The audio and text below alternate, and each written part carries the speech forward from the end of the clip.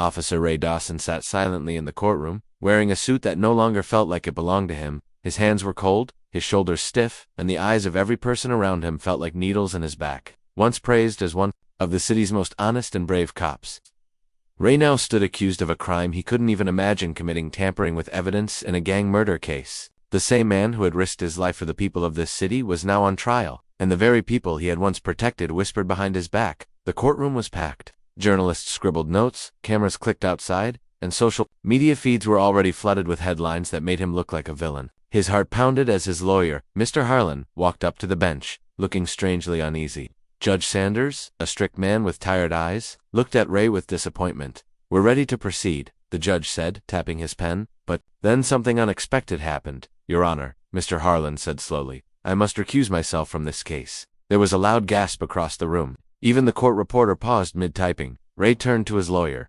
stunned. "What?" he whispered. "I can't represent you anymore," Mr. Harlan said without meeting his eyes. "On what grounds?" the judge asked sternly. "I've received information that creates a conflict of interest. I cannot in good faith continue." Ray jumped to his feet. "You can't do this now," he shouted. "You've been with me since day one." The judge hit the gavel order. "Sit down, Officer Dawson." But the damage was done. Harlan packed up his bag and walked out, leaving Ray standing there in complete shock. His only lifeline had vanished, and now he stood alone against the full weight of the court system. Everyone stared at him like he was already guilty. Ray sat back down, the cold wooden bench suddenly feeling harder than stone. His eyes scanned the room. No friendly faces, no support, just doubt, suspicion, and quiet judgment. He had saved lives in this city. He had pulled children from burning buildings. He had talked men down from rooftops. And now, not one soul stood beside him. Across the courtroom, in the very last row, sat a teenager who didn't quite belong. He wore a faded hoodie, sneakers that had seen better days, and eyes full of something deeper than his age suggested. Jamal. He hadn't meant to come. He wasn't even sure why he had walked through the courthouse doors that morning. But now he couldn't take his eyes off Ray. Jamal remembered that face. Thought it had been 8 years ago, a night he'd never forget. Sirens, screams, and smoke. His father had gotten into trouble again. Drugs, guns, the kind of darkness that followed Jamal's family like a curse. But that night, when chaos broke out, it was Ray Dawson who had burst into their apartment. It was Ray who had shielded Jamal with his own body, who had carried him out when the hallway filled with gas. Jamal had been just a kid, coughing and crying, but he never forgot those arms. That uniform, that strength now. That same man looked like he had nothing left. The trial moved forward without a defense attorney. The judge gave Ray a public defender or represent himself. Ray chose neither. He was too angry, too proud, too tired. He sat in silence, and the prosecution began tearing his name apart. Piece by piece, they called him a liar, a fraud, a cop who betrayed justice. They played a blurry clip that appeared to show Ray entering a storage room and switching a box of evidence. But Ray knew that wasn't him. The timestamp was off. The footage was altered, but he had no one to fight for him. Jamal clenched his fists. Something about this didn't feel right. He stood up. No one noticed at first. Then he spoke. "Excuse me," Jamal said, his voice shaky but loud. The courtroom turned. "I know something about that night," he said. "I was there." The judge raised an eyebrow. "Who are you?" "My name is Jamal Carter. I'm not a witness, but I saw something. I think it matters." The prosecutor looked irritated. "Your Honor, this is highly irregular. Let him speak," Ray said softly. The judge hesitated, then motioned Jamal forward. "You get 5 minutes. Use them wisely." Jamal walked slowly to the front, nervous. He didn't belong in this world of law and order, but he belonged to the truth. "The video, I don't think it's real," Jamal began. "I used to live near the precinct. I'd sneak around sometimes behind the station. I saw a guy in a uniform go in that room the night before the video's date, but it wasn't Ray Dawson." "Are you sure?" the judge asked. "I'm sure," Jamal said. He had a limp. "Officer Dawson, don't walk like that." The courtroom buzzed with whispers. "Do you have any proof?" the prosecutor snapped. Jamal reached into his backpack and pulled out an old phone. The screen was cracked, but he showed the judge a blurry photo, a figure entering the building time-stamped hours before the video in question. Ray sat forward. He had never seen that image before. "Why didn't you come forward earlier?" the judge asked. "I didn't think anyone would listen," Jamal said honestly, "but he saved my life once. I couldn't stay quiet." The judge leaned back. "Court is adjourned until tomorrow morning." Ray was led away in cuffs, but this time, his heart felt a little less heavy. Outside the courtroom, reporters swarmed. "Jamal? Who are you? Why did you come forward? Do you know this cop personally?" Jamal said nothing. He pushed past them and walked alone down the steps. He didn't know what he had just done. He didn't know what would happen next. But deep inside, he knew this wasn't over. As he walked into the shadow of the courthouse, A man in a gray suit watched him from across the street. He made a phone call. "We've got a problem," the man said. "The kid's talking." Ray sat in his cell that night, staring at the ceiling. He thought of his daughter, of the badge he had once worn with pride, of the betrayal from the very system he had sworn to serve. But now, someone had stepped into the fire for him, a kid he barely remembered. Jamal sat at the edge of his bed that night, heart still racing. He had no plan, no lawyer, no protection. But he had something stronger. He had truth, and he had just thrown the first stone at a wall built on lies. He didn't know it yet, but that courtroom moment was just the beginning of something far bigger, something dangerous, something that would test both of them in ways they never imagined. And far away, in a dark corner of the city, a group of men gathered to decide what to do about Jamal Carter, the boy who had done the unthinkable. Jamal didn't sleep that night. His mind kept replaying the moment he stood up in court. He could still hear the silence, the judge's voice, the surprise in Ray's eyes. 1,000 thoughts battled in his head. What if he'd made things worse? What if no one believed him? And worse, what if someone wanted him to stay quiet? Morning light slipped through the cracked blinds of the small room Jamal shared with his grandma. She was already in the kitchen, making eggs and humming softly, her back bent with age, her hair wrapped in a scarf, and her hands steady as they moved across the stove. Jamal watched her quietly. He didn't want to worry her. Not yet. He grabbed his hoodie and slipped out the door without saying a word. But the moment he stepped onto the street, something felt off. A black SUV was parked across the road. It had tinted windows. No one in the neighborhood drove something that clean or that new. Jamal walked casually, pretending not to notice, but he could feel eyes on him. He turned a corner. The SUV didn't follow, but he couldn't shake the feeling that at the courthouse, the crowd was even bigger than before. The media had gotten their story. Teen steps in to defend cop. People either called him brave or stupid. Some were calling him a liar. But Jamal walked past them all, head high. Inside the courtroom, Ray was already seated, hands cuffed, suit wrinkled from a night in holding. But when Jamal entered, Ray's face lit up not with a smile, but with something deeper, gratitude. The judge banged the gavel. "Mr. Carter, after reviewing your statement and the photo you provided, the court has decided to reopen the timeline of events regarding the evidence room incident. You are now an official witness." The prosecutor stood up, annoyed. "Your Honor, this young man is not credible. He's not part of the original investigation. He has a record shoplifting truancy." "I was a kid," Jamal said boldly. "Doesn't mean I'm lying now." The judge nodded. "He's right. Many credible witnesses have rough starts. What matters is the truth." Ray couldn't believe it. For the first time in weeks, he felt like the court was listening. Jamal was told to return the next day to give full testimony. As he left the building, the same black SUV was parked at the corner. This time the window rolled down just an inch. Voice called out, "You should mind your business, boy." Jamal froze. "Some things are bigger than you. Keep talking, and you'll get hurt." Then the SUV drove off. Jamal ran all the way home. That night, he told his grandma everything. The court, the photo, the threat. She didn't panic. She just looked him in the eyes and said, "When the world wants you quiet, that's when your voice matters most." The next day, Jamal returned to court, stronger. He stood before the jury and explained everything. He used to hang around the station, stealing Wi-Fi from a nearby store. How he once saw Ray save a child from a burning car. How he saw someone limp into the evidence room before the video. Timestamp. He gave exact dates, exact times, and he handed over the phone. But the prosecutor was brutal. "You claim to have seen someone different. Do you know who it was?" "No," Jamal admitted, "but I know it wasn't Officer Dawson." "You're basing your entire claim on a limp. Some people walk differently. You don't forget it." The prosecutor smirked. "Ladies and gentlemen, this is what the defense has now resorted. 2 street kids guessing based on how someone walks." The jury looked confused, but Ray noticed something. One of the jurors, a woman in her 30s, nodded slightly at Jamal's words. Maybe she knew the difference between memory and guesswork. Court adjourned again. Ray was being transferred back to his cell when he whispered to Jamal, "Why are you helping me?" Jamal looked up at him. "Because no one helped my dad. And I saw you try. That means something." Back in his cell, Ray stared at the wall, his thoughts spinning. He knew now that someone was setting him up. The video was fake. The timing was off. But who and why? Then something clicked. The man in charge of evidence at the time, Skt. Colin Royce, had a knee injury. He always limped slightly. Royce also had access to the room, and Royce had hated Ray ever since he reported him for mishandling a domestic violence case 2 years ago. Ray told his Corponia investigator to look into Royce's schedule that week, but the response was frustrating. "Royce has an alibi. He was out of state." Ray shook his head. "No, he wasn't.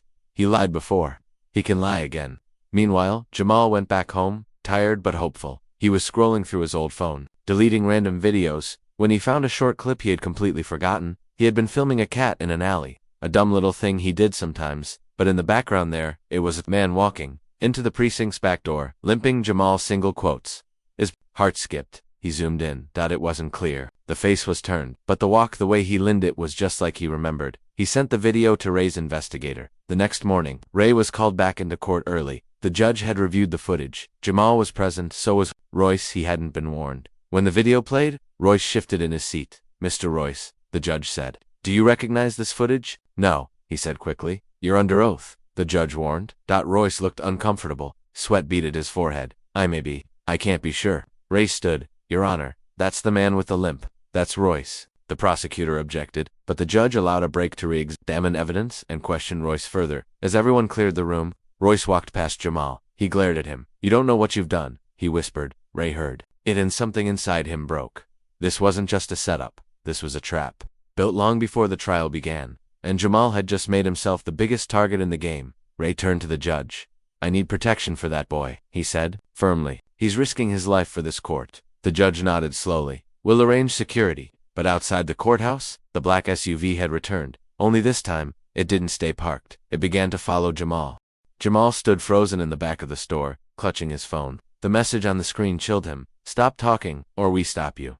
His heart pounded in his chest like a drum. He looked out the window again. The black SUV was still parked. The tinted windows made it impossible to see who was inside. He wanted to scream. He wanted to run. But instead, he breathed deeply and walked to the cashier like nothing had happened. "You okay, kid?" the old man at the counter asked. "Yep," Jamal lied. "Just looking for something." He bought a bottle of water just to look normal, then slipped out the side door, his hoodie pulled low over his face. He ducked into an alley, cut through 2 buildings, and emerged a block away. The SUV was gone, but his fear wasn't. That night, Jamal told Ray's court investigator everything. The message, the SUV, the following, the video. "Do you have the message saved?" she asked. "Yeah, good," she said. "We'll include it in court, but be careful, Jamal. They're scared of what you know. That means you're dangerous to them now." Jamal didn't know whether to feel proud or terrified. Meanwhile, Ray sat in his cell, staring at the gray walls. The truth was coming out, but slowly, too slowly, and Jamal, just a kid, was at the center of it. Ray thought back to the day he met Jamal for the first time. It had been summer. The city was hot and full of noise. He had been working the beat, walking the sidewalks, when he spotted a boy barely 12 trying to hotwire a scooter outside a shop. "What do you think you're doing?" Ray had asked, towering over him. "Fixing it," Jamal had said, without even flinching. Ray had grabbed his arm, pulled him aside, and instead of arresting him, sat him down and bought him a soda. "Don't waste your hands on stealing. You're smarter than that," Ray had said. "Nobody says that to us where I'm from," Jamal had replied. That memory stayed with Ray. Back in the courtroom, the judge ordered Royce to be requestioned. Royce looked calm, but something had shifted. His lawyers were tense. The new video had raised questions. His previous alibi had holes. The judge turned to the DA. "I want a timeline check on Royce's movement that week. I also want the phone records pulled from the department's security system." "Yes, Your Honor," they replied. Jamal wasn't in court that morning. He was at school, or, at least, he tried to be. But the whispers followed him. "He's that cop boy snitch. Think he's a hero or something?"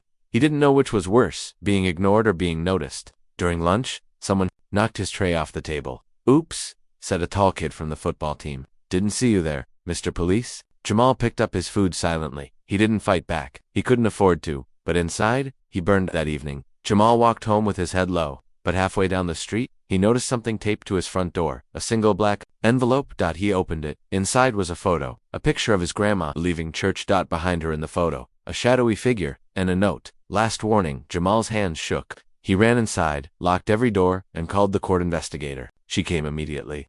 "They're not just threatening me," Jamal whispered. "They're watching my family." The investigator took the photo and scanned it. "We'll get you protection," she promised. But Jamal was done waiting. "Want to talk to Ray?" She looked at him. "Why?" "Because he knows more than we think, and we need to fight smarter." The next morning, Jamal was taken to the precinct's holding area, where Ray waited behind thick glass. They picked up the phones. "Why'd you want to see me?" Ray asked. "They're watching my grandma," Jamal said quietly. "They know where I live. I can't sleep. I'm scared. But I'm still not backing off." Ray's face grew serious. "They've gone too far. Then help me stop them." Ray hesitated. "There was something I didn't tell the court. Something I saw the day the evidence went missing." "What?" "I saw Royce leaving the back hallway, but there was someone with him. Someone in a suit. I couldn't see the face. Just a ring.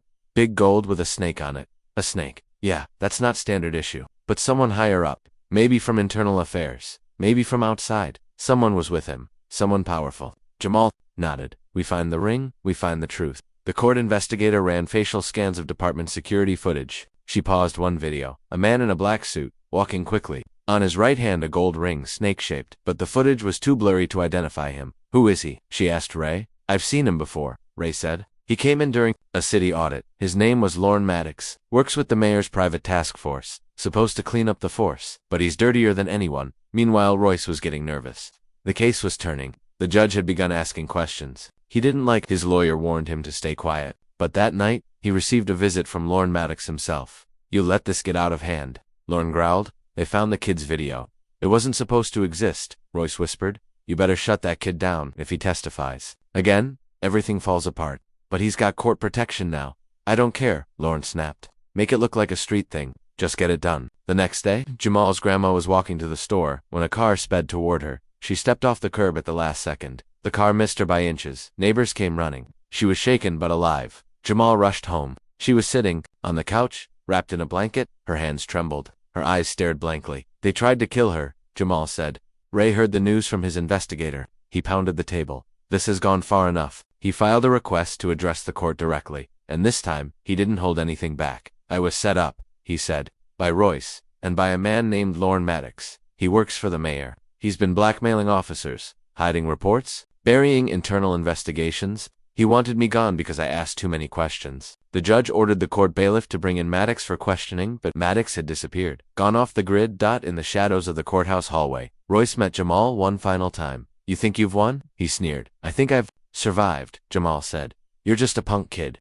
"Maybe," Jamal said, "but I tell the truth, and that scares you more than anything." Court was adjourned, but war had just begun. The video haunted Jamal all night. He didn't sleep. He couldn't. The voice of Lorne Maddox echoed in his ears. "The streets have no courtrooms." The way he said it wasn't just a threat. It was a promise.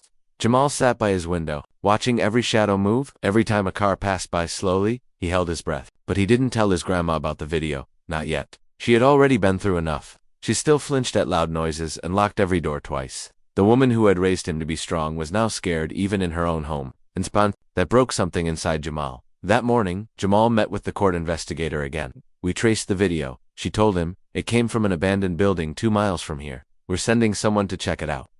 "Want to come?" Jamal said. "No," she said firmly. "It's too dangerous." "It's already dangerous," Jamal replied. "They know where I live. They tried to hurt my grandma. I'm not hiding anymore." Hours later, a search team moved on the abandoned building. Inside, they found signs someone had recently been there: empty food boxes, cigarette butts, even a burner phone left behind. But Lorne Maddox was gone. He had vanished again. That same day, Ray's lawyer filed a formal motion to subpoena City Hall records related to Lorne's private task force. The judge approved it, but warned that pushing further could stir powerful enemies. "I don't care," Ray told him. "If I'm going down, I'm not going alone." Word started spreading in the department.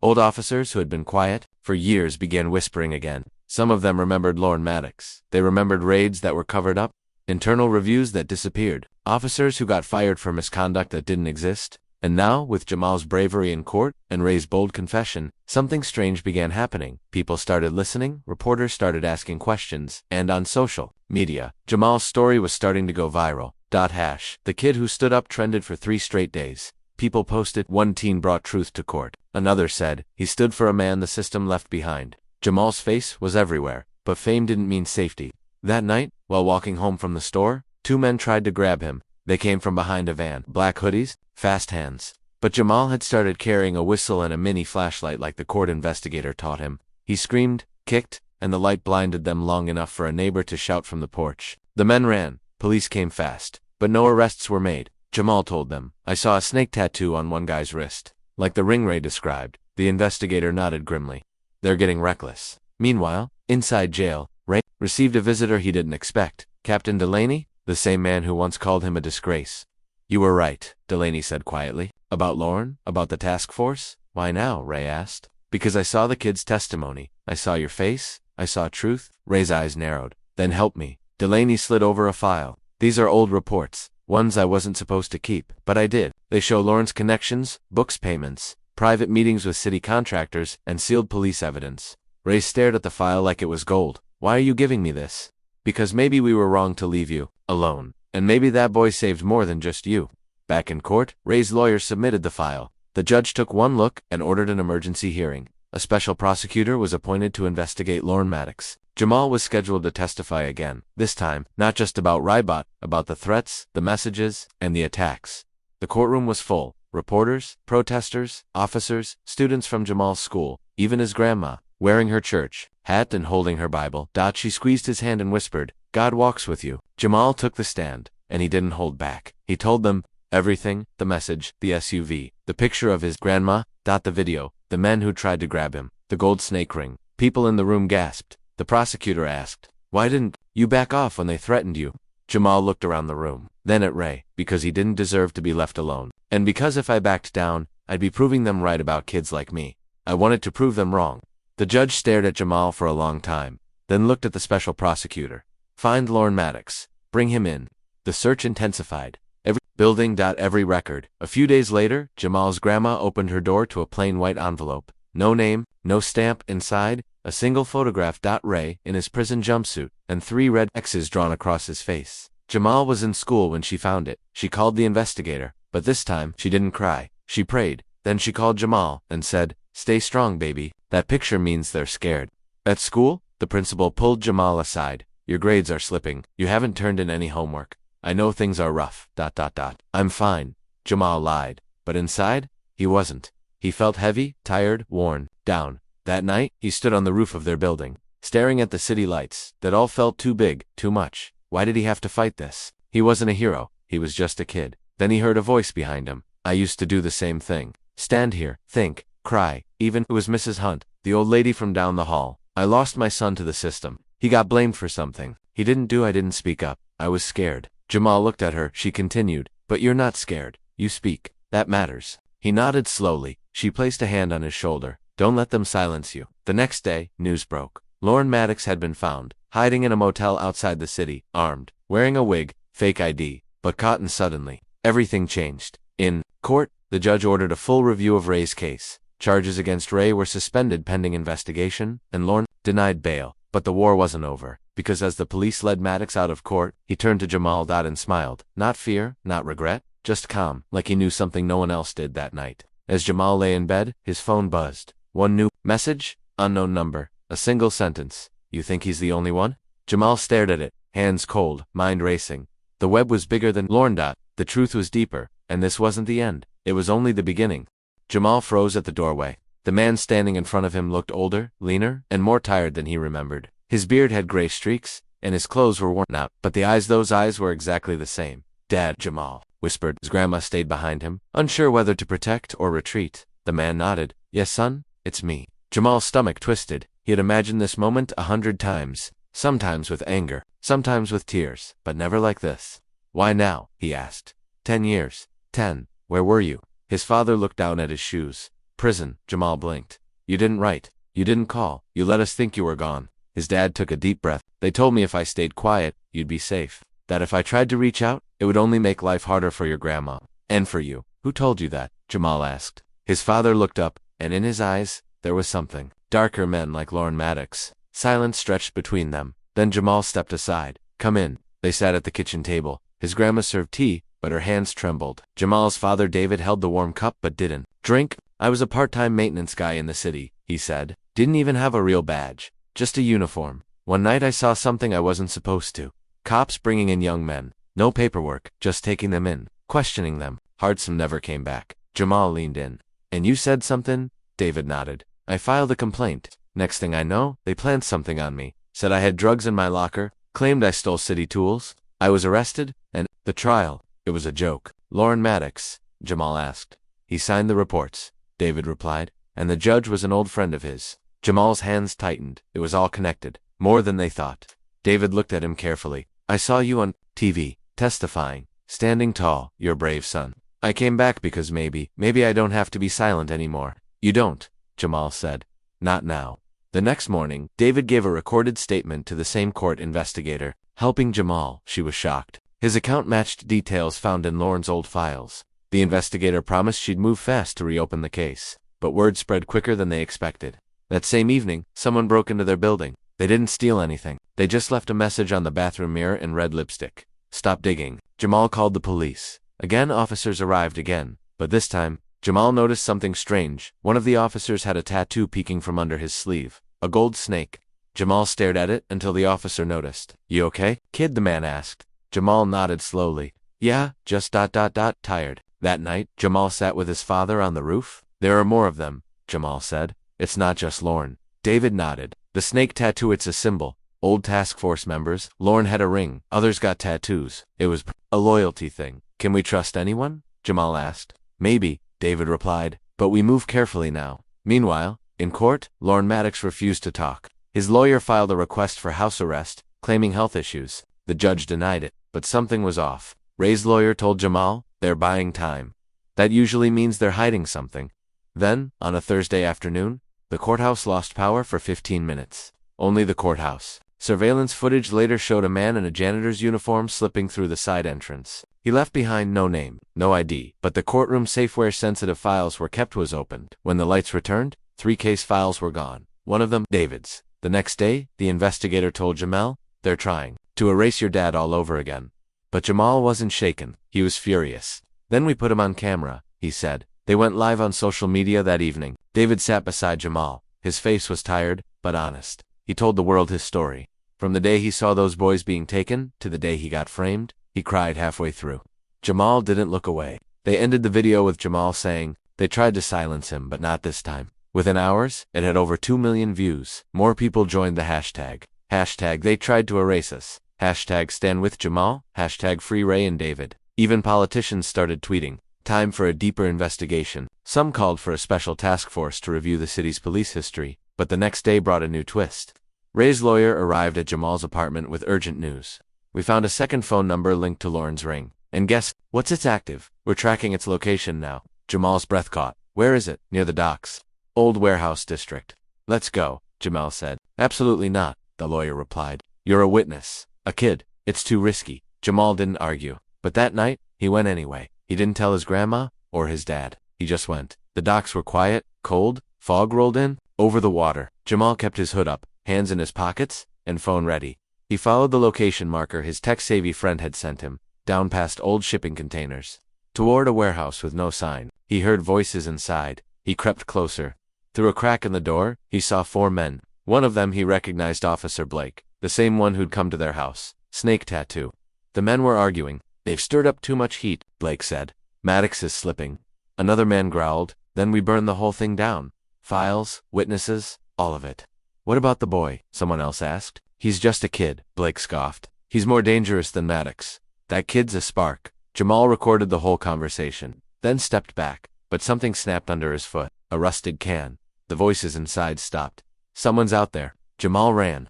Full speed. He didn't look back. But they chased him down the dock. Over crates. Around a corner, he ducked into a storage shed and held his breath. One man walked right past. The other turned the opposite way. When it was quiet again, Jamal slipped out and ran until his legs gave out. Back at home, his dad was pacing. His grandma was crying. The investigator was on the phone and Jamal was sweating. Limping, breathing, heavy, held up his phone. "I got them." They uploaded the video immediately. Names, faces, plans. It exploded online that night. The city's mayor called for an emergency press conference. "We are opening a federal-level investigation into all past operations linked to Officer Lorne Maddox and his associates." Within 24 hours, Officer Blake was arrested. 2 others turned themselves in, and the prosecutor met with Ray's lawyer. "We believe your client was framed. We're recommending full dismissal." The courtroom was packed when Ray appeared again, shackles gone, suit on. He looked 10 years younger. Jamal and David sat in the front row. When the judge read the verdict, the courtroom held its breath. "All charges against Raymond Cooper are hereby dropped. You are free to go." People stood and clapped. Ray turned to Jamal, walked to him, and hugged him tight. "You saved me, kid." "You saved me too," Jamal whispered. But just as they stepped out of the courtroom, someone shouted from the crowd, "You may have one today, but the system ain't finished." Security rushed in. Jamal's heart pounded. Ray shielded him, and David stepped forward, but the man had already disappeared into the chaos. Suspenseful ending of Part 5. That night, as Jamal sat in his room, phone in hand, a new message arrived. A video, anonymous sender. He played it. It showed him Jamal standing outside the courthouse that morning. The camera zoomed in slowly, then cut to black. A voice whispered, "We see you, Jamal. You think it's over, but you just opened the door." Jamal swallowed hard. This wasn't the end. This was war, and now, they were coming for him. The video haunted Jamal all night. He watched it again and again. The camera was steady, zoomed in from across the street. Someone had been watching him, not just today, but possibly for weeks, and now they wanted him to know. At 3 a.m. he was still wide awake, sitting on the edge of his bed, fists clenched. When he finally fell asleep, he dreamed of darkness, footsteps, and someone whispering his name. In the morning, David noticed the dark circles under Jamal's eyes. Nightmares, he asked. Jamal nodded. They're watching me. They want to scare me. They won't win, David said, but Jamal wasn't sure. Not anymore. The next day, their apartment felt colder. Even with the sun outside, shadows clung to the walls. The doorbell rang at noon. It was the investigator again, but this time she looked shaken. There's something you need to see, she said. She handed David a file. Inside were black and white photos, all from over a decade ago. One showed David handcuffed. Another showed him with swollen eyes in a holding cell. A third one that made Jamal's stomach turn was of a much younger Ray, sitting in an interrogation room, eyes wide with fear. These were never entered into evidence, the investigator said. They were buried. Someone cleaned the official record. If not for your video, Jamal, these would still be hidden. David stared at the photos, voice heavy. They didn't just frame us. They erased us. And now they're afraid, the investigator added. That's why they're threatening you. Jamal asked the question slowly. What do we do next? The investigator looked him in the eye. We dig deeper, but digging deeper came with risks. That afternoon, a brick was thrown through their window, wrapped in paper. Stop, or he dies. No name, no signature, just the threat. Police came, took a report, and left. No fingerprints, no leads, no hope. Ray came over that evening. He looked around at the broken glass and sighed. They won't stop now. You embarrassed them. On national news, Jamal didn't flinch. Then we keep going. They're scared. That means we're close. David stood beside him. I spent 10 years being silent. I won't be silent anymore. Ray nodded. Then we bring them into the light. The next few days became a blur. Jamal, David, Ray, and the investigator reviewed every file they had. A pattern began to form. Every year between 2012 and 2018, at least 5 young black men had been arrested under false charges, all by officers connected to Lorne Maddox. Some disappeared. Some served time. Some, like David, lost everything. But there was something more disturbing. A name that kept appearing in the margins. Project Sentinel. It wasn't an official department. No public record. Just whispers and footnotes. And every time Project Sentinel showed up, so did the snake tattoo. What is it? Jamal asked. The investigator shook her head. I don't know. But if it's what I think, it's not just a few dirty cops. It's a whole network. That night, Jamal posted a new video. No dramatic music, no filters. Just truth. There are more victims, he said. More names. More lies. We're building a list. And when it's ready, the world will see it. The video hit 3 million views in 24 hours. But it also brought danger. The next morning, the school board called Jamal's grandma. We're temporarily suspending Jamal's enrollment for his own safety, they said. She cried while Jamal packed his books. They want to keep you quiet, she whispered. They want to lock you away again. Like they did your father. But Jamal hugged her gently. They're losing, Grandma. That's why they're panicking. Ray made a decision. We need a safe place to work. Somewhere nobody knows. He reached out to an old friend, a woman named Rosa, a retired journalist who once exposed police corruption in another state. She lived in a quiet house outside the city. Bring the boy, she said over the phone. And bring every file you have. They drove in silence. The city skyline faded behind them. Rosa welcomed them with warm food and sharper eyes. She looked at Jamal and said, You're brave, but bravery without strategy. That gets people killed. So what do we do? Jamal asked. She smiled. We publish. They scanned documents, built timelines, listed names. Rosa called in. Favors from old reporter friends. We can't just dump the story, she warned. We have to protect you. Once this goes live, they'll come harder than ever. Jamal nodded. We're ready. But they weren't. That night, Rosa's internet cut off. Her backup generator failed. Then a car rolled past slowly with its headlights off. Jamal ducked by the window. David grabbed a kitchen knife. Rosa pulled out a hidden shotgun. If they come here, she said calmly, they better be ready. They waited. Hours passed. Nothing happened, but the fear stayed. The next morning, the investigator arrived with more news. We found someone from inside Project Sentinel. Someone willing to talk. A woman. Former officer. She had left the force after her brother died in mysterious circumstances. Meet her tonight, the investigator said. But quietly. That evening, they met in an old church. Candles flickered. The woman wore a hood. Project Sentinel was supposed to be a task force, she said. But it turned into something else. It was about control, power, erasing threats, mostly young black men. Anyone who spoke up, vanished. Who led it? Jamal asked. She hesitated. You already know, Maddox. But he wasn't alone. Give us names, David said. She looked down. Judge Hilton, Captain Briggs, Daweller, and someone in the mayor's office. That's why nothing stuck. Jamal's heart raced. These were the people running the city. Will you testify? Ray asked. The woman swallowed. If I do, they'll come for me. They already are, Jamal said. For all of us. She nodded slowly. Then I'll do it. They left the church in silence. But someone was waiting outside, a car, engine running. Jamal froze. The car sped toward them. Tire screeched. Someone shouted, "Get down." David tackled Jamal. The car missed them by inches and disappeared into the night. Rosa called the state police. Finally, someone listened. The next morning, the governor himself ordered a task force to take over the investigation. The local police chief was suspended. The mayor refused to comment, but everyone knew it was about to blow open. Rosa's team published the full report online. 78 pages, names, photos, hidden files, and Jamal's story at the center of it. All the website crashed from traffic. National news picked it up. CNN, MSNBC, even international press. Teen whistleblower exposes corrupt police network. The world finally saw what Jamal had risked everything to tell. But just as Jamal smiled at the screen, another message came. This time, a voice note. Robotic, garbled, but clear enough. You think you've won, but the city doesn't belong to heroes. It belongs to men with guns. See you soon, Jamal. His smile faded. He looked at his father, at Ray, at Rosa, the investigator, and he said just 5 words. They're coming for us all. The house was silent. Jamal could hear his own breath. The lights were out. The cameras were dead. He glanced at his father, who held a flashlight in one hand and a bat in the other. Rosa stood near the hallway with her shotgun. Ray locked the front door, his eyes scanning the windows. There inside, Jamal whispered. No one spoke. Everyone could feel it. A floorboard creaked upstairs. Another sound light, almost like someone dragging a foot. Jamal's heart pounded. Baseman Rosa whispered. Now it's safer. They moved quickly. Jamal led the way. He pulled open the old basement door and climbed down the stairs, one step at a time. Rosa followed, then David, then Ray. The door closed behind them just as something crashed in the kitchen. They waited in the dark. Rosa clicked on a battery-powered lantern.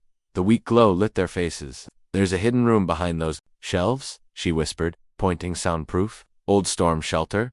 David helped Jamal push the shelves aside. The room was small, just enough for 4 people. They slipped inside and locked the door.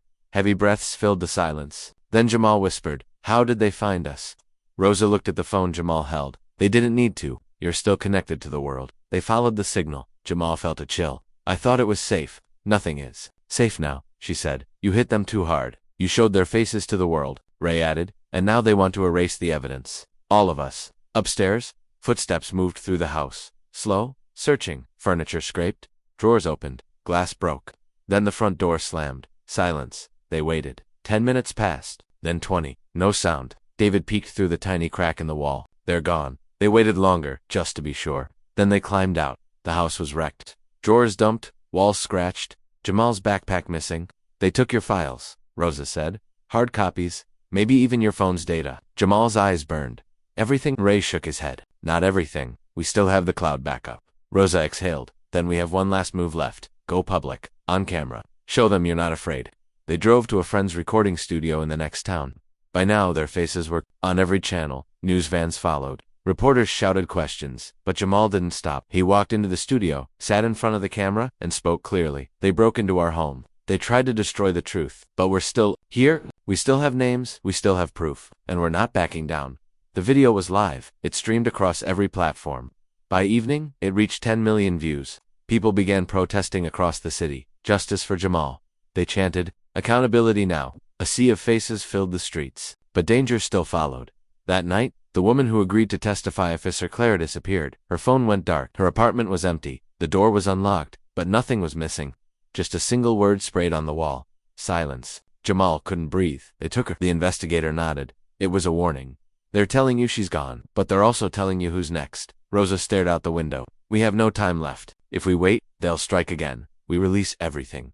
Now. But just then, another message appeared. A private email. No name, just one line. Meet me alone. I have what you're looking for. Attached was a location, an abandoned motel. 11 p.m. Jamal looked at the message. It could be a trap. David grabbed his arm. You're not going. I have to, Jamal said. What if it's her? What if she's alive? Rosa stepped forward. Then you're not going alone. But Jamal shook his head. They want me. Just me. I have to take the risk. Everyone protested. But finally, David gave him an old recorder. If you go, record everything. If anything happens, the world will hear it. Jamal nodded. At 10:58 p.m., he arrived at the motel. It was raining. The place was dark, windows boarded. Only one light flickered near room 6. Jamal walked slowly. Each step echoed in his ears. He knocked, no answer. He pushed the door. It opened inside. The room was lit by a single lamp. A woman sat on the bed, Clara, alive, bruised, eyes red. Close the door, she whispered. Jamal did. Are you hurt? He asked. She nodded. They took me, locked me up, but I escaped. I have everything. All the files. Their operations. Video proof. I downloaded it months ago. Just in case. She handed him a flash drive. This is what they fear. Jamal looked down at it. Why now? Because they'll never stop, she said. Not unless this ends them. Just then footsteps. Outside, Jamal's blood ran cold. Clara, Frose found us. The door burst open. 2 men in black rushed in. One grabbed Clara. Jamal punched the other, grabbed the flash drive, and ran. Out the back into the woods. He heard Clara scream, then silence. He ran until his lungs burned. Lights behind him. Voices. Find him. He ducked under a fallen tree, covered his mouth. One of the men passed within feet of him. Then they moved on. Jamal waited 5 minutes, then ran again. He reached a gas station. Called Ray. Come now. Ray arrived in 10. Jamal collapsed into the seat. They have her again? He whispered. But I have this. He held up the flash drive. This ends it. Back at Rosas, they plugged it in. Video files loaded, names, faces, secret meetings, audio from officers planning false arrests, footage of Maddox laughing about framing troublemakers. One clip so horrifying it made Rosa gasp showed Clara being threatened in an underground facility. Confess, a voice said, or vanish. She didn't, and they took her. Anyway, this is the final blow, the investigator said. But we have to move fast. She made calls. Federal agents were dispatched. Jamal went on air one last time, this time, on national TV. I'm not a hero, he said. I'm just a kid who saw something wrong and said something. My dad was left to rot, so were hundreds of others. And this system let it happen, but no more. Not in silence, not in fear. We see you now, and we won't look away. The world responded. #NSentinel trended across the globe. The DOJ opened an investigation. Arrests began. First, Maddox, then Judge Hilson, then Da Weller, then Captain Briggs. One by one, they were led away in cuffs. The mayor resigned. More files were found. More victims came forward. A full-scale reckoning began, but not everyone made it. Clara was found 2 days later. Her body washed up near the docks. Jamal cried like a brother. She died for the truth, he whispered. And now the truth will live forever. A memorial was held in the city square. Thousands came. Clara's name was added to the wall of whistleblowers. Her photo held by her mother, who whispered she was braver than they ever knew. Jamal returned to school. This time, he walked in with his head held high. Teachers nodded. Students clapped. But Jamal just smiled, because for him, it wasn't about fame. It was about justice. David's case was reopened. A new trial was set. The judge this time someone fair, someone real. The courtroom was full. Cameras lined the back wall. And in the witness chair, Jamal sat again. Calm, clear, powerful. When the verdict came, the judge spoke softly. David Johnson, the court finds you not guilty. Your record is cleared. Your name restored. The room erupted. Jamal stood. His father hugged him tight. You saved me, David whispered. No, Jamal said. You saved me. When you never gave up. The streets outside the courthouse were filled with celebration. People clapped. Reporters crowded the steps. David held Jamal's hand as they walked down together. The media rushed toward them. Cameras flashed. Mics were shoved in their faces. David, how do you feel after the verdict? One asked. Jamal, do you think justice is finally done? But David smiled calmly and said, today wasn't about me. It was about truth. Jamal didn't speak. His eyes searched the crowd. Something felt off. A black car parked far down the street. The windows were tinted. No movement, just watching. Jamal's stomach twisted. That night, they went back to Rosa's house. Safe, quiet, but Jamal couldn't sleep. He sat by the window, watching shadows move. Rosa walked in and handed him tea. It's not over, is it? He asked. Rosa shook her head. You pulled the route, she said, but there are still seeds buried deep. Jamal looked down at his hands. Then we dig deeper, Rosa smiled. You've grown strong, boy, just like your mother. The next morning, the news broke. A federal raid at the Sentinel Department. Over 50 officers suspended. Internal Affairs opened a permanent office in the city. The governor launched a reform task force. For the first time, people believed change was coming. But Jamal knew better. Systems don't fall quietly. That evening, a reporter sent Jamal a video. Thought you should see this first. Jamal opened it. A hidden recording. In a dark room, men sat around a table. One voice said, he embarrassed us. That kid, that ex-cop, and now the feds are digging through everything. Another voice answered, then we cut the route. Make it look like an accident. Jamal froze. They're still planning something, he whispered. David listened. His hands clenched. They're going to come after us again. Rosa entered. Let them come. We're ready now. But no one expected what happened next. That night, as Jamal helped Ray clean up the living room, the power went out. Again, a sharp click echoed. Jamal looked at the front door already locked. Ray moved toward the back. I'll check the fuse. Boom. The back door exploded open. Black boots stormed in. Gas masks. No words. Just force. Jamal shouted, "They're here." Rosa grabbed her shotgun. David pulled Jamal behind the couch. Ray fought one man, then another, then fell. Jamal screamed Ray. It was chaos. Rosa fired. David punched. But they were outnumbered. In seconds, Rosa was pinned. David was knocked down. And Jamal, he was dragged outside, tossed into a van. A bag thrown over his head. He couldn't breathe, couldn't think. The last thing he heard was Rosa shouting his name. He woke in a warehouse. Cold, tied to a chair, a single light above. A man walked in, tall, snake tattoo on his neck. "You should have stayed quiet," the man said. "You had your win. But you got greedy." Jamal stared at him. "Who are you?" The man smiled. "Call me Carter." He walked slowly around Jamal. He made a lot of people nervous. "But don't worry, you won't remember any of it soon." Another man stepped in, holding a syringe. Jamal's breath quickened. "What is that?" Carter grinned. "Insurance makes the mind forget. You'll wake up far away. No memory, just confusion." The syringe got closer. Jamal kicked, bit, fought. The needle dropped. Carter punched him hard. Jamal's vision blurred by then gunshots. Outside shouting, "FBI, drop your weapons." More gunfire. Screams. Carter pulled a pistol. "You told no one, huh?" Jamal smiled weakly. "I left a tracker in my shoe." A door burst open. Agents swarmed. In. Carter ran. Jamal was freed. They pulled him out, still shaking. "You're safe now," one said. Jamal looked back. Carter was gone, escaped, again. But they found files in the building. Names, orders, a map, and a list of targets. At the top, Jamal, then David, then Rosa. The next week the city was locked down. A full investigation launched. Armed protection was placed around Jamal's home. Reporters followed everything. He became the face of justice, of truth, of courage. But fame was not freedom. He couldn't walk alone, couldn't go to school, couldn't even step outside without a shadow behind him. "They made you a symbol," Rosa said one night. "But you're still a boy. You deserve to live." Jamal knew that. But he also knew the fight wasn't done. The trial for the corrupt officers began. Jamal was called again. This time, to testify against the whole system. Day after day, he sat in court.com/honest. The defense tried to twist his words, tried to paint him as angry, as a liar, but Jamal stayed strong. "I'm not here to destroy," he said. "I'm here to expose." Then came a moment no one expected. The judge called the final witness, and in walked someone Jamal hadn't seen in years. Officer Daniels, the very man who arrested David, who lied, who smiled as they took his father away. Now, older, weak, and silent, he sat down, took a deep breath, then said, "I was wrong. We were all wrong. I was ordered to do things, told to make up stories, to hurt people, and I did. But no more. That boy saved me. His bravery made me realize who I had become, and I can't carry that shame anymore." The courtroom was silent. Jamal's eyes burned. Daniels looked at him and whispered, "I'm sorry." Jamal nodded slowly. A crack had formed in the wall, and light was coming through. Outside the courthouse that day, Carter watched from a rooftop, his eyes cold. His phone buzzed. A voice on the other end said, "He's changing everything." Carter lit a cigarette. "Then we end everything." Back at Rosas, Jamal finally slept for the first time in weeks. But his dream was dark. Clara stood in the rain. "They're still coming," she whispered, "and you're not ready." He woke up gasping. David sat beside him. "You okay?" Jamal nodded. "Yeah, just tired." But something in him knew the next strike would be the hardest yet. The next morning, a package arrived. No return address, just a single photo inside. It was a picture of Jamal and David at the courthouse, with a red X drawn across their faces and a note, "See you soon."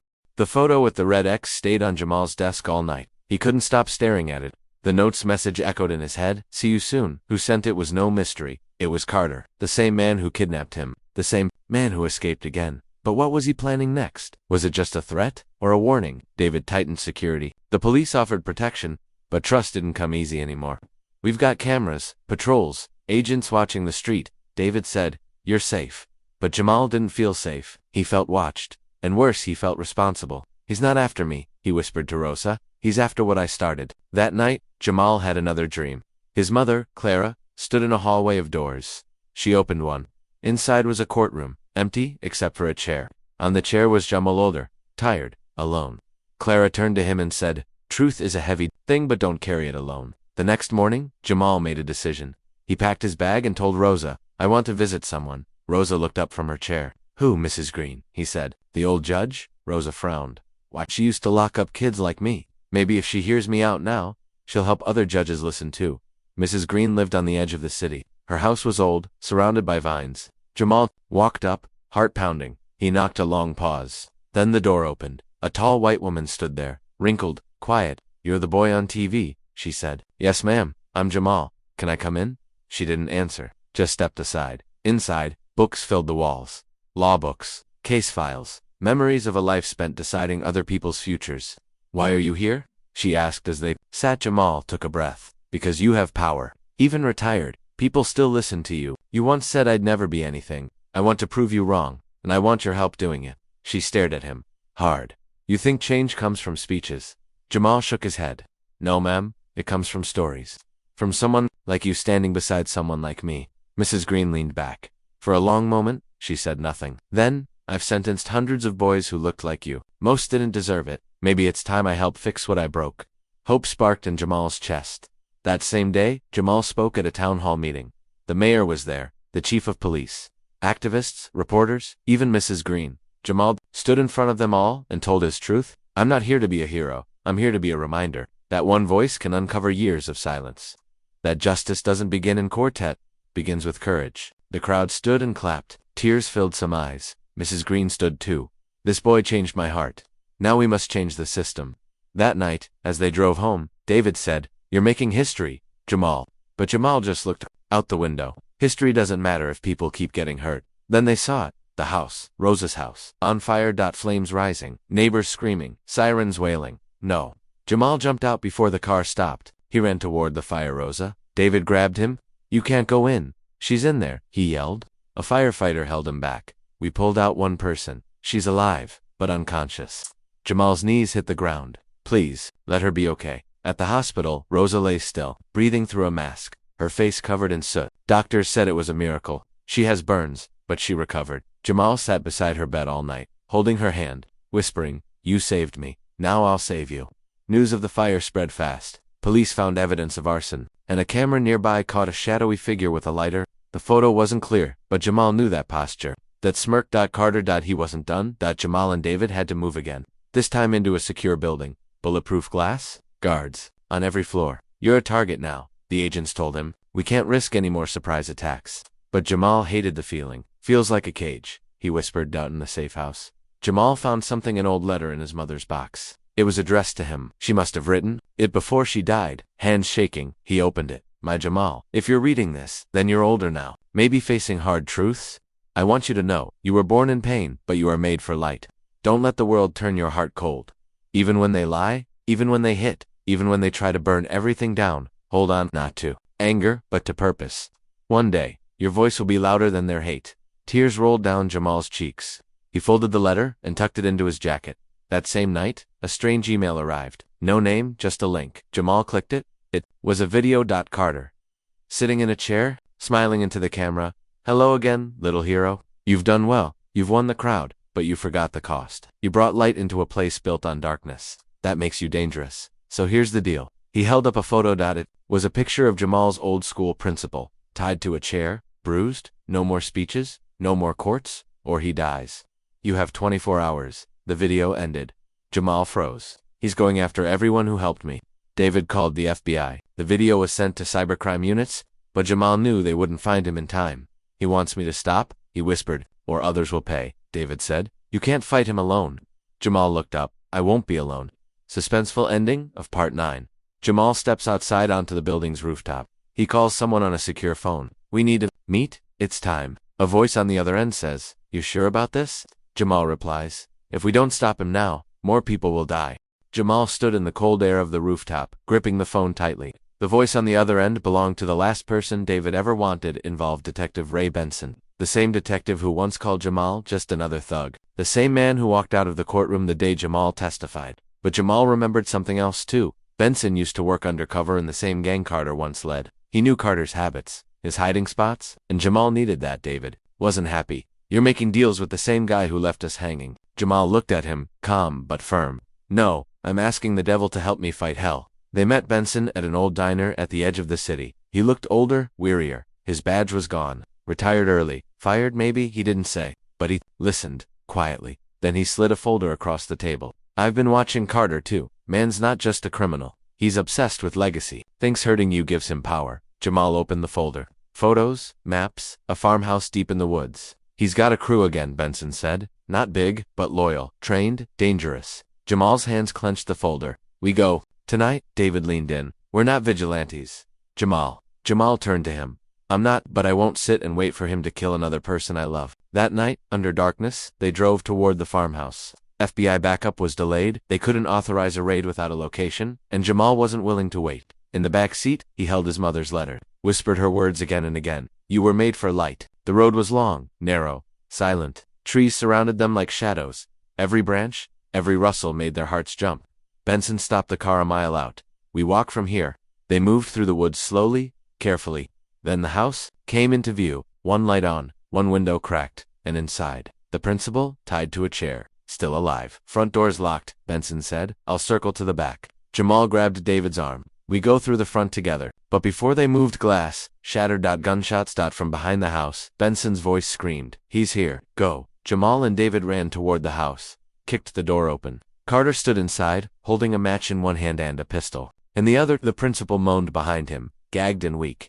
Didn't think you'd come in person, Carter said. Figured you'd hide behind your badge. Jamal stepped forward. This isn't about me anymore. You're just scared the world changed and left you behind. Carter laughed, bitter and cold.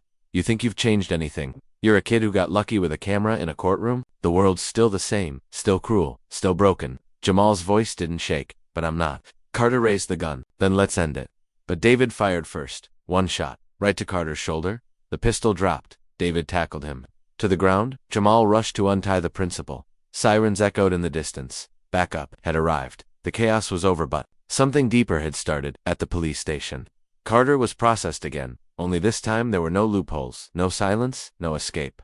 They had the video threats, the arson proof, the kidnapping charges. Even his confession, recorded on Benson's hidden mic, but even in cuffs, Carter smiled. You can lock me up, he told Jamal through the glass, but you can't stop the others like me.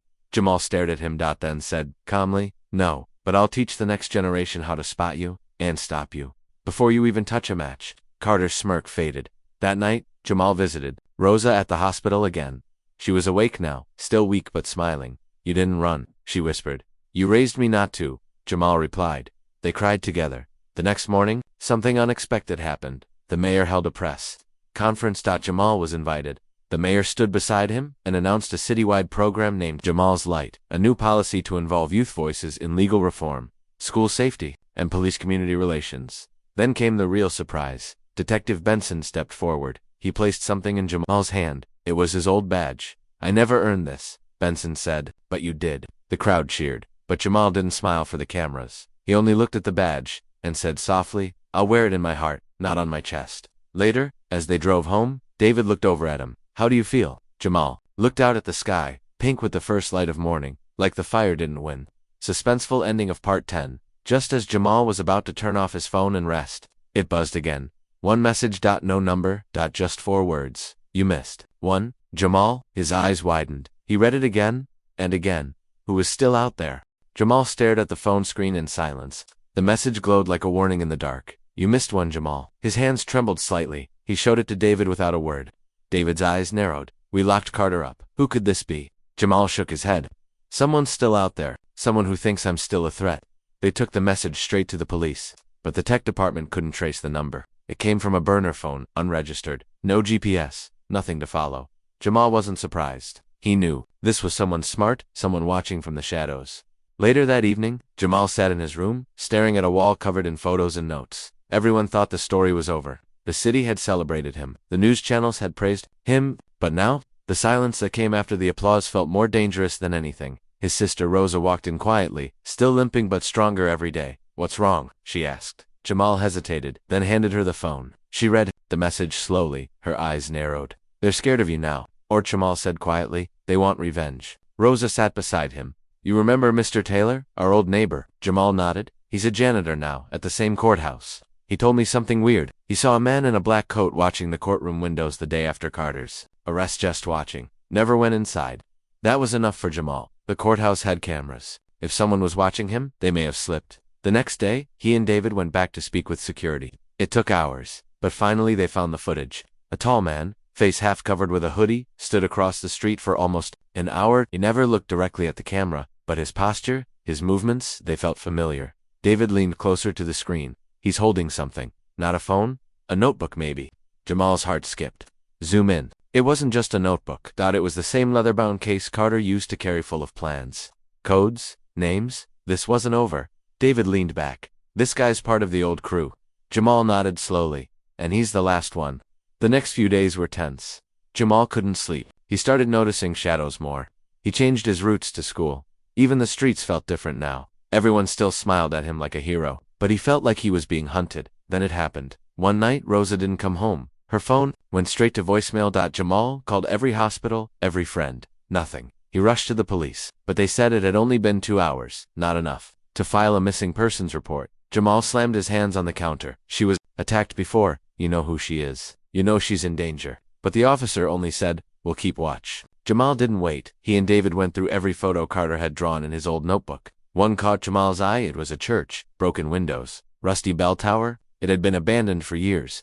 But Rosa once told him a story. Carter's gang used to meet in an old church when she was still a teen. Hidden under the floorboards was a locked storage room. That's where he'd be. That's where Rosa was. They drove fast. Too fast. Jamal's heart pounded with each turn. When they reached the church, it stood like a skeleton under the moonlight. Jamal rushed inside, flashlight shaking in his hand. The old pews were rotting. Cobwebs hung like curtains. Then he heard a faint cry, a muffled voice from beneath the floor. He found the trapdoor, but it was locked tight. David kicked it open with all his strength. They went down into the darkness, and there she was, Rosa, tied to a chair. Eyes wide with fear but alive. Jamal rushed to untie her. David watched the door behind them. Gun drawn. Then dash footsteps. Slow, confident, a figure appeared in the doorway, same height as Carter, same cold stare. But this wasn't Carter, it was his brother. The man spoke calmly. You think you won, but Carter wasn't our leader. He was just our messenger. I'm the one who started the fire 10 years ago that killed 3 officers. I've been waiting to finish the job. Jamal stood slowly, placing Rosa behind him. You won't touch her again. The man chuckled.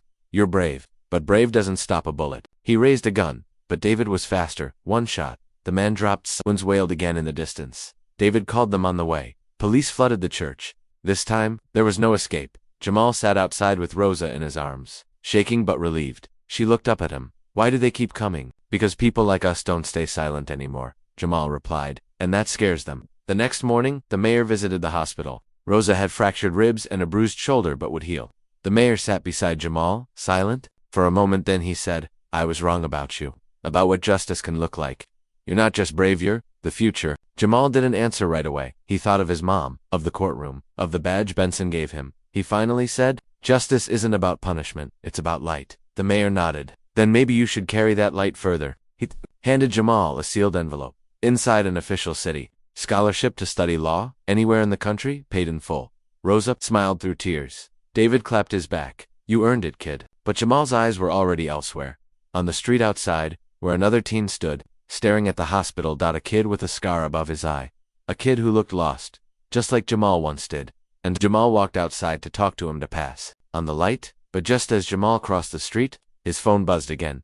This time, it was a video. Anonymous number, no text, just footage. A dark figure standing over Carter's prison bed, whispering something, then laughing. The screen went black. Breath caught in his throat. What was that? Who is that? Jamal didn't sleep that night. He sat in silence, the message echoing in his head. Tomorrow. Just one word, but it shook him like thunder. Whoever was behind this had access to Carter in prison. That meant this ran deeper than he thought. Deeper than just a gang or a group of crooked men. It meant there was still someone pulling the strings from above, maybe from inside. By morning, Jamal had made his decision. He was done being reactive, done waiting for the next message. Today, he would end it. David met him in front of the courthouse, the same one where Jamal had once stood alone. You sure about this? David asked. We can let the police handle it. Jamal shook his head. They only handle what they can see. We're going to show them what they don't. He had a plan, a risky one, but it was the only way. Jamal called the press. Every outlet that once ignored him, every reporter who once doubted him, and one by one, they showed up. Cameras, mics, reporters with eager faces. This time, Jamal didn't sit in a courtroom. He stood on the courthouse steps. The city square was full. People from all over had come to see him. Some wore shirts with his face on them. Some held signs that said, Justice has a name. Jamal? He looked into the cameras and spoke clearly. Months ago, I stood in this building alone. I came to defend a man the world had turned its back on. Today, I'm not here to defend anyone. I'm here to expose something. A system, a silence, a secret that has lived too long. He pulled a small black notebook from his coat. Carter's book. This belonged to the man who hurt my sister. The man you all saw arrested. But what most of you don't know is he wasn't acting alone. The crowd murmured. Reporters leaned in. There is someone else. Someone with money, power, influence. Someone who thinks they can hide behind masks while people like me carry the weight.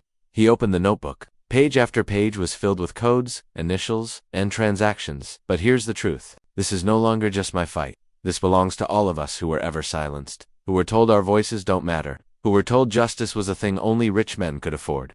He turned the final page. On it, one name was written in bold, black ink. Chief Wallace. Gasps spread like wildfire. Wallace, the current chief of internal affairs, the one who had replaced Benson, the man responsible for cleaning up after Carter's arrest. I didn't want to believe it, Jamal continued, but this notebook, this evidence shows direct money transfers from Carter's crew to Wallace's hidden accounts. He helped bury complaints. He protected the abusers, and he nearly had my sister killed. The press surged forward. Reporters yelled questions. Do you have proof? Is this true? Will you press charges?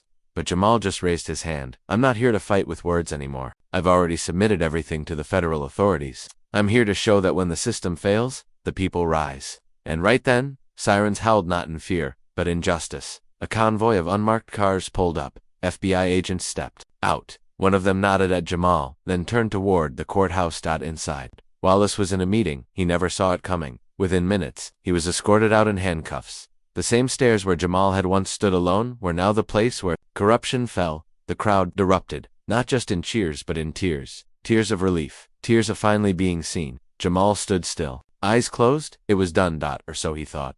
That night, as the city celebrated, Jamal sat on the rooftop of his building. Rosa joined him, her arm in a sling but her spirit stronger than ever. David brought sodas. To justice, he said, clinking cans with Jamal, but Jamal's face remained serious. He had one more visit to make. An hour later, he stood in front of Benson's grave. The wind was cold. The night was quiet. I kept my promise, Jamal whispered. I didn't run. I didn't hide. I brought the truth into the light. He placed the medal Benson had once given him onto the grave. You believed in me before anyone else. And I'll never forget that. As he turned to leave, his phone buzzed. One final time. No threats. No videos. Just a message. You were never supposed to make it this far, but maybe now. The right ones will. Jamal stared at the words. There was no name. No number. Just silence. After it. But this time, it wasn't the silence of fear. It was peace. A week later, the city held a public ceremony. The mayor stepped up, placing a medal of honor around Jamal's neck. This boy, he said, is more than just a student. He's a fighter, a believer.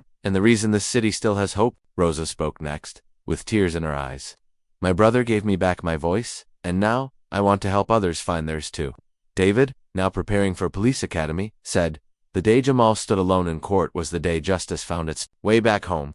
And finally, Jamal stepped up. He took the mic, looked out at the sea of faces, and said, don't wait for someone to save you. Be the one who speaks, who stands, even if your voice shakes. The crowd roared, but Jamal smiled quietly, because deep down, he knew this wasn't the end. It was only the beginning of something bigger, something real, something no bullet, no lie, no shadow could ever silence again. And as the crowd cheered and cameras flashed, a single boy in the front row looked up at Jamal, eyes wide. He looked just like Jamal had once looked, lost, unsure, invisible. Jamal bent down, shook his hand, and whispered, your voice matters. Don't ever forget that.